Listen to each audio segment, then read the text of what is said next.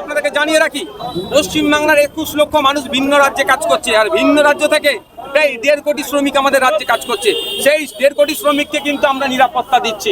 আমাদের রাজ্য পুলিশ, আমাদের ক্যালকাটা পুলিশ, আমাদের প্রশাসন, আমরা বাংলার মানুষ তাদেরকে কিন্তু বুকে আগলে রেখে আমরা তাদের অতিথির মতো আচরণ করে তাদেরকে আমরা নিরাপত্তা দিচ্ছি। তাহলে আমাদের শ্রমিকরাও ভিন্ন রাজ্যে যারা আছে তাদেরকেও নিরাপত্তা দেওয়ার দায়িত্ব সর্বপ্রথম সেই রাজ্য সরকারের, যে রাজ্যে আছে। এটা তাদের দায়িত্ব বুঝিয়ে দেওয়ার জন্য সবথেকে বলিষ্ঠ, সবথেকে অগ্রণী ভূমিকা রাখা দরকার মাননীয় মুখ্যমন্ত্রী মমতা ব্যানার্জি মহাশয়। কিন্তু দুর্ভাগ্যের বিষয়, অপদার্থ হরিয়ানা সরকার যেভাবে ব্যর্থ হয়েছে, হিংসার রাজনীতি করতে চাইছে, আমাদের রাজ্য সরকারও কিন্তু তারই একই জুতে পা দিয়ে এগিয়ে যাওয়ার চেষ্টা করছে। গত মাসের 27 তারিখে হরিয়ানাতে যে ঘটনা ঘটেছে, বাংলার একটা পরিযায়ী শ্রমিক সাবির মল্লিকের সাথে যে অন্যায় হয়েছে, এতে অন্যায় কোনোভাবেই মেনে নেওয়া যায় না। তার পরিবার আজকে ধ্বংসের মুখে, তাকে ডেকে নিয়ে গিয়ে পিটিয়ে হত্যা করা হয়েছে, সেটা কি গোমাংস রান্না হচ্ছে। আপনাদের বলে রাখি, হরিয়ানাতে এমনি গোমাংস কোনো জায়গায় খুঁজে পাওয়া যাবে না। তারপরে ওখানে কি গোমাংস খাওয়া তো দূরের কথা, মাটন বি চিকেন খাওয়ার ওদের সেই সামর্থ্যই নাই। তারা বললো গতকালকে, কারণ তারা খুবই গরিব মানুষ। কিন্তু এমন হচ্ছে কেন? এটাকে বন্ধ করার জন্য আমাদের রাজ্যের পক্ষ থেকে কি পদক্ষেপ? আমাদের রাজ্যের মুখ্যমন্ত্রী বিভিন্ন ইস্যুতে টুইট করেন। মণিপুর নিয়ে টুইট করেন, অবশ্যই টুইট করা দরকার। হাতরাস নিয়ে টুইট করেছিলেন, প্রতিনিধি দল পাঠিয়েছিলেন। উন্নয়ন নিয়ে টুইট করেছেন, প্রতিনিধি দল পাঠিয়েছিলেন। অবশ্যই এগুলো করা দরকার। এখনো পর্যন্ত মুখ্যমন্ত্রী বাংলার পরিযায়ী শ্রমিক সাবির মল্লিককে নিয়ে কোনো কথা রাহ পর্যন্ত কাটলেন না। যেই সাবিরদের ভোটেই কিন্তু মুখ্যমন্ত্রী ক্ষমতায় আছে। সাবিররা যদি ভোট দেওয়া বন্ধ করে দেয়, মুখ্যমন্ত্রী নবান্নে যাওয়াটাও বন্ধ হয়ে যাবে। তাহলে কালীঘাটে থাকতে হবে। কিন্তু এই সাবিররা যখন রাস্তাঘাটে কুকুর বিড়ালের থেকেও খারাপ অবস্থায় নির্যাতনের শিকার হচ্ছে, সাবিরদের যিনারা রেহবার বলে দাবি করছেন, সাবিরদেরকে যারা বলছেন আমরা মুখ পেতে দেবো, তাদের কোনো শব্দ খরচ করতে দেখিনি। আমি ধিক্কার নিন্দা জানাচ্ছি। আমি আশা করবো মুখ্যমন্ত্রী এটাকে কনডেম করবে।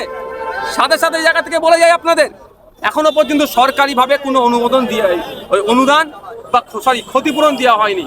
আমি 1 সপ্তাহ টাইম দিয়েছি। রাজ্য সরকার যদি ক্ষতিপূরণের ব্যবস্থা না করে, তাহলে কিন্তু আমরা বৃহত্তর আন্দোলনে নামতে বাধ্য হব। আমরা চাই তার পরিবারকে যে চাকরি দেবে, কি চাকরি দেবে না দেবে, পার্মানেন্ট চাকরি দেবে না ওই ক্যাজুয়াল কন্ট্রাকচুয়াল দেবে, সেটাও ডিসক্লোজ করা দরকার পাবলিক ডোমেইনে। আমরা অপেক্ষায় আছি। আমরা আপনার মিডিয়ার মাধ্যমে সরকারের কাছ থেকে জানতে চাই, হরিয়ানা পুলিশের সাথে আমাদের রাজ্যের পুলিশের কি যোগাযোগ এখনো তৈরি হয়েছে? ওই মার্ডারটার প্রোগ্রেস কি আছে? কজনকে অ্যারেস্ট করেছে? কি ধারায় অ্যারেস্ট করেছে? এফআইআর কপি কোথায় এবং পোস্টমর্টম রিপোর্ট কোথায়? এগুলো কি আমাদের রাজ্য প্রশাসন কি কালেক্ট করেছে? কোনো কিছু হলেই বিভিন্ন জায়গাতে প্রতিনিধি দল পাঠায় পার্টির পক্ষ থেকে, সে পাঠাবে কি পাঠাবে দেখার দরকার নেই। এক্ষেত্রে হরিয়ানাতে কেন পশ্চিমবাংলা প্রশাসনের একটা টিমকে পাঠালো না, যে কি ঘটনা ঘটেছে তাদের বিরুদ্ধে কঠোর ব্যবস্থা নেবে? কেন এগুলো হলো না? এই নেগলিজেন্সি কেন? কেন এত গাছাড়া মনোভাব? কেন এত এড়িয়ে যাওয়ার চিন্তা ভাবনা হচ্ছে? এই প্রশ্নগুলো থেকে যাচ্ছে।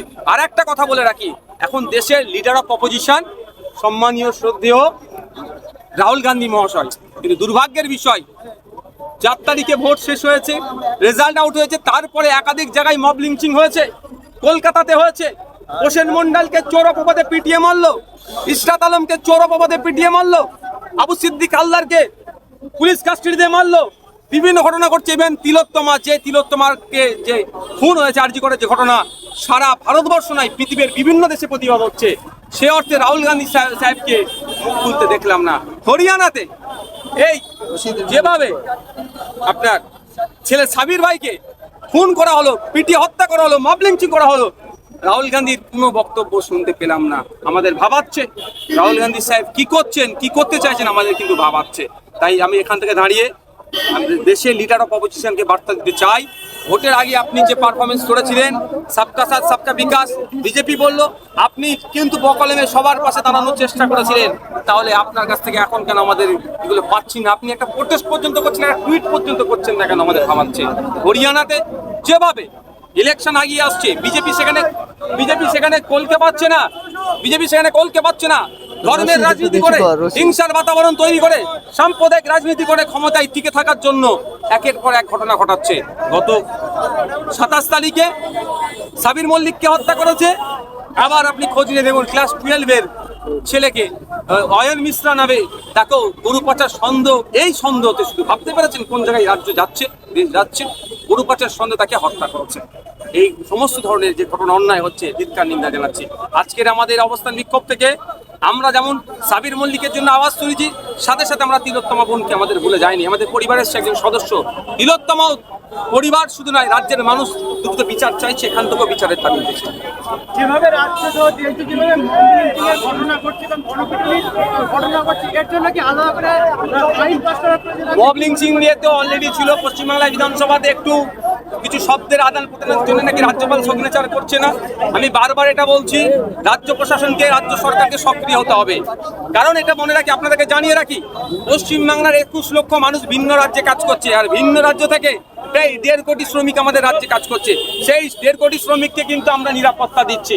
আমাদের রাজ্য পুলিশ, আমাদের ক্যালকাটা পুলিশ, আমাদের প্রশাসন, আমরা বাংলার মানুষ তাদেরকে কিন্তু বুকে আগলে রেখে আমরা তাদের সাথে অতিথির মতো আচরণ করে তাদেরকে আমরা নিরাপত্তা দিচ্ছি। তাহলে আমাদের শ্রমিকরাও ভিন্ন রাজ্যে যারা আছে তাদেরকেও নিরাপত্তা দেওয়ার দায়িত্ব সর্বপ্রথম সেই রাজ্য সরকারের, যে রাজ্যে আছে। এটা তাদের দায়িত্ব বুঝিয়ে দেওয়ার জন্য সবথেকে বলিষ্ঠ, সবথেকে অগ্রণী ভূমিকা রাখা দরকার মাননীয় মুখ্যমন্ত্রী মমতা ব্যানার্জি মহাশয়।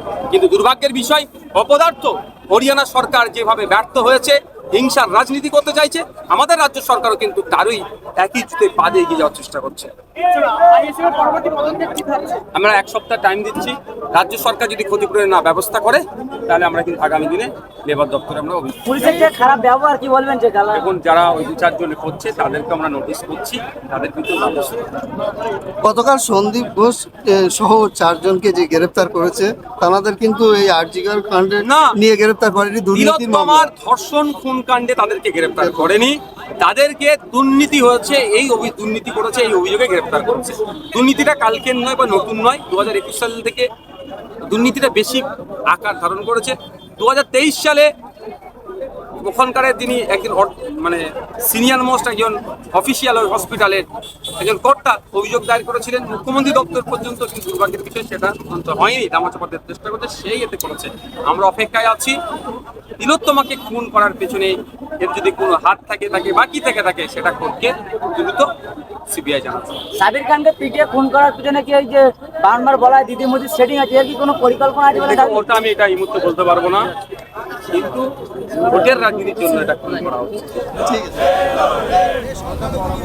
বিরুদ্ধে আমাদের সংগ্রাম চলছে চলবে, সিদ্দিকী ভাইজানের নেতৃত্বে আমাদের সংগ্রাম চলছে চলবে, সিদ্দিকী ভাইজানের নেতৃত্বে আমাদের সংগ্রাম চলছে চলবে, সংখ্যালঘু নির্যাতনের বিরুদ্ধে আমাদের সংগ্রাম চলছে চলবে, অন্যায় অবিচার মাথা তুলবে যেখানে আইএসএ প্রতিরোধ করে সেখানে সেখানে সেখানে এদিকে দিকে পরিযায়ী শ্রমিকদের উপর অত্যাচারের বিরুদ্ধে মুখ্যমন্ত্রী কেন জবাব চাই, জবাব দাও, এদিকে দিকে পরিযায়ী শ্রমিকদের উপর অত্যাচারের বিরুদ্ধে মুখ্যমন্ত্রী কেন জবাব চাই, জবাব দাও, এ আমার ভাই সাবির মল্লিক হত্যার প্রতিবাদে আমাদের এই সংগ্রাম চলছে চলছে চলবে, ভাই সাবির মল্লিক হত্যার প্রতিবাদে আমাদের সংগ্রাম চলছে চলবে, আমার ভাই সাবির মল্লিক হত্যার প্রতিবাদে আমাদের সংগ্রাম চলছে চলবে, ইনকিলাব জিন্দাবাদ জিন্দাবাদ জিন্দাবাদ, আমার বোন তিলোত্তমার হত্যার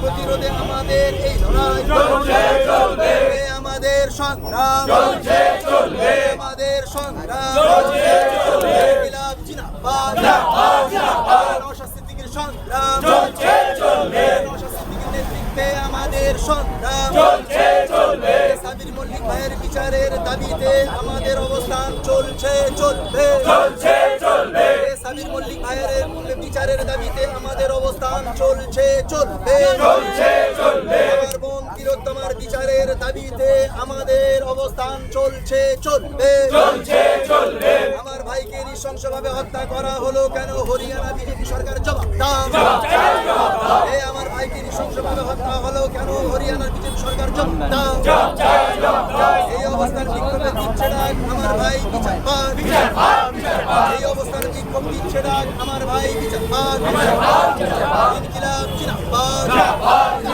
ইনকিলাব জিন্দাবাদ, এই আমাদের সংগ্রাম চলছে চলবে, নওশাদ সিদ্দিকী ভাইজানের সংগ্রাম চলছে চলবে, সাম্প্রদায়িক বিজেপি সরকার দূর দূর দূর হটো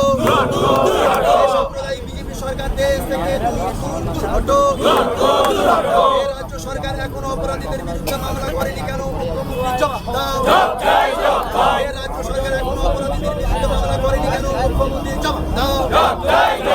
এ রাজ্যের পক্ষ থেকে হরিয়ানায় কোনো তদন্তকারী প্রতিনিধি দল পাঠানো হলো না কেন? মুখ্যমন্ত্রী জবাব দাও।